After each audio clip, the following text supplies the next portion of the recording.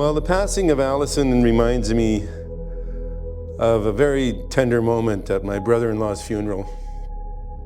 Linda, my ex-wife, she requested friends to sing Angel by Sarah McLachlan. And she just didn't think she'd have the strength to sing it herself. And as the song started, Linda whispered to me, "I want to sing with them." I'm like, this is your event. Go, do what you want. And so she scooted up on stage, and almost instantly, Marcia, who she'd been singing with since childhood, they joined the church choir just to learn how to sing in harmony. And Marcia is phenomenal with harmonies. So there's 4 of them up there, and I got to tell you, what a powerful, emotional moment. And just to give you the lyrics of the chorus: "In the arms of the angel, fly away from here." See, I'm already touched. "From this dark, cold hotel room and the empty endlessness that you fear, you are pulled from the wreckage of your silent reverie. You're in the arms of the angel. May you find some comfort here." I got to see Sarah McLachlan live this past, just a few months ago, and it was stunning, absolutely stunning. Such a powerful voice, and to be in that room with her, and she sang that song, of course, and beautiful, powerful. Okay. Keep your lights on. It's a powerful idea, and it takes practice. Put your lights on, because there's monsters. Most of them live in our heads. They're not real monsters, but they're negative thoughts. And we carry them with us, because where you go, they go. And the same is true for positive thoughts, and it's a choice. It's up to us. So what might be blocking your inner light from shining? And how do you turn on your inner light? How do you keep it on? What switch do you use? Let's lift the shades a little bit. Can you all stand? So the movement is just to inhale, a prayer, and a release. So we inhale, offer prayer of thanksgiving, and let go. And you're pulling out the shades, you're pulling down the shades, you're making room for light. You're blessing yourself so that you may also bless others just by shining, just by being there, just by being you. Inhale, exhale, let it go. And so it is.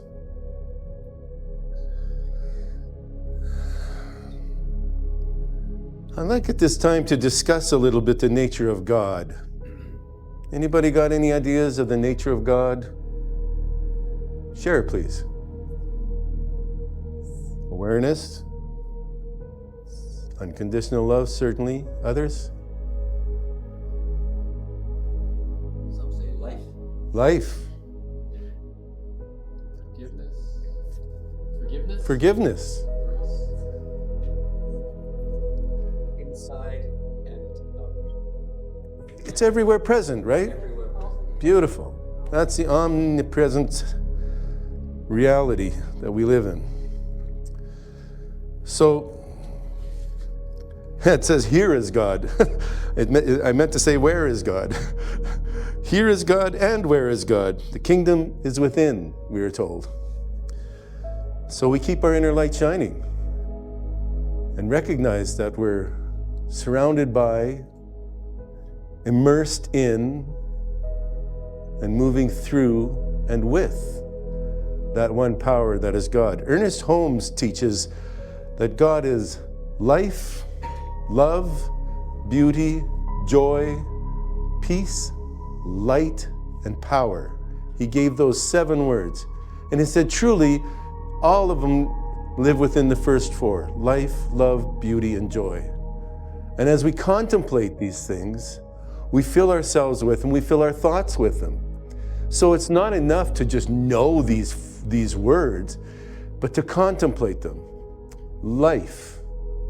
And think of all the life we have seen, all the life we know of, here on the planet, out there in the universe.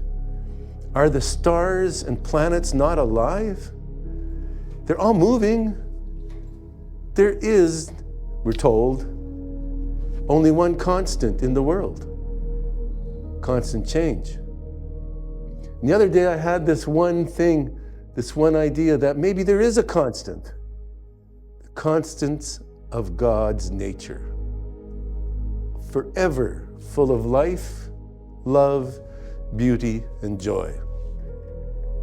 When I lived in Belize for 6.5 years on the beach, I mean, it was only 3 blocks wide, the island, so you're always on the beach, you know, it's just over there behind that building, and oh, there it is, you know. And the beauty of this place and everything that touched my heart with beauty connected me again to God. In fact, one day I was planning to come home for my first time. I'd been there for almost 12 months. And I was walking toward the beach, knowing I was leaving in the morning, getting on a plane. And it struck me, oh, I haven't done a treatment for safe passage, safe journey home, you know, I want to get home safe. So I'm walking, so I have my eyes open and I'm just starting to connect.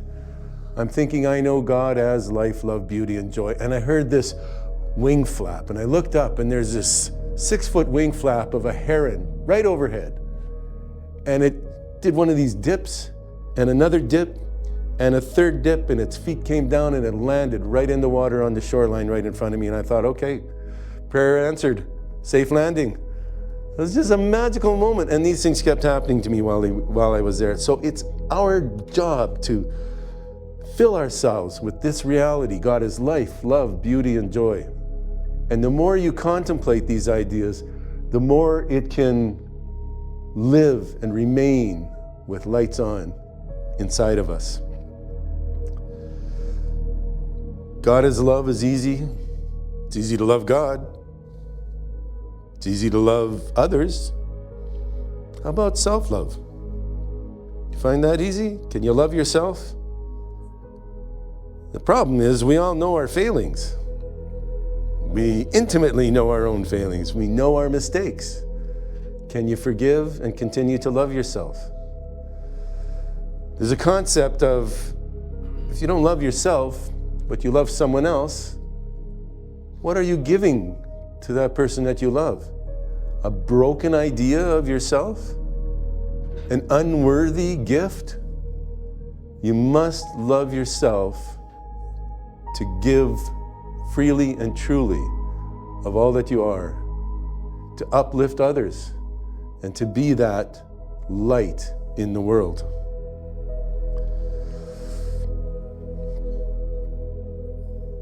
Does God doubt? Does God turn off its light ever? I just referred to it as the only constant in the universe. God is always shining, and our nature, being created out of the image of God's nature, our nature must therefore be life, love, beauty, and joy. Yes, many of us go against our nature. Many in the world we see acting out of harmony. But that doesn't mean it's okay. It's just happening, and it's a sad thing. But if we embrace that, we live in sadness, and our shades come down, our lights go out. We have to constantly remind ourselves of our beauty. And for me, my best weapon, if you want to call it a weapon, it's more a tool, is to create joy. Wherever I go, create joy. I'm lucky, I'm a musician. I get to create joy in so many ways, and it works for me. So can we let go of our doubts, our thoughts of unworthiness? Can we forgive our own failings and see them instead as lessons? Didn't we survive those mistakes? Are we not still here? Are we not still moving forward? Shouldn't we celebrate those accomplishments? And doesn't celebrating them turn our light back on? Music touches us emotionally in ways that nothing else can. Another song by Sarah McLachlan that really struck me at the concert was Ada. And she told us the story of a friend she had, a close friend, a dear friend. They sang together all the time since childhood, like my wife Linda and Marcia, always singing together. And then Sarah said she did something to hurt her. She dated her boyfriend. And it's over now. Neither of them are with that guy. He turned out to be a jerk. But Ada was still holding this hurt, this betrayal. So she wrote this song. And I want you to pay attention to one lyric, "Let It Go." There's no one here to blame. There's no one left to talk to, honey. And there ain't no one to buy our innocence. 'Cause we are born innocent. Believe me, Ada, we are still innocent. It's easy. We all falter. Does it matter? I don't know about you, but I've always been a lyric music listener. Love the guitar, love the drums, listen to the lyrics, and be touched. And I was blessed to be born in the 50s and to grow up with rock and roll and have young, beautiful, hippie girls come out into our neighborhood because they were studying to be teachers and they had to have these extra projects. And there's so much peace, love, and joy in the 60s. It was a great time to grow up. So lyrics move us, and when we contemplate what they mean and let them touch us, it takes us further. What is the first thing you do when entering a dark room? Flick, right? What's the first thing you do when you leave home? Turn them off? But what about your inner light? Where is your protection? Who is guarding you as you step out into the real world? As you walk out onto the street, or the sidewalk, or you get in your vehicle? Anything can happen. You know, I had this idea given to me that when you're driving and there's calamity ahead and you have to make this wicked detour, we don't know what we just avoided. We don't know how that detour was set up to take us to a safer path. We don't know the number of times God has protected us. So let's keep our lights on and let's walk safely out into the world with confidence, knowing we are held in the arms of the angels, secure and safe. Let it go. We all falter. It's easy. Peace and love, my friends.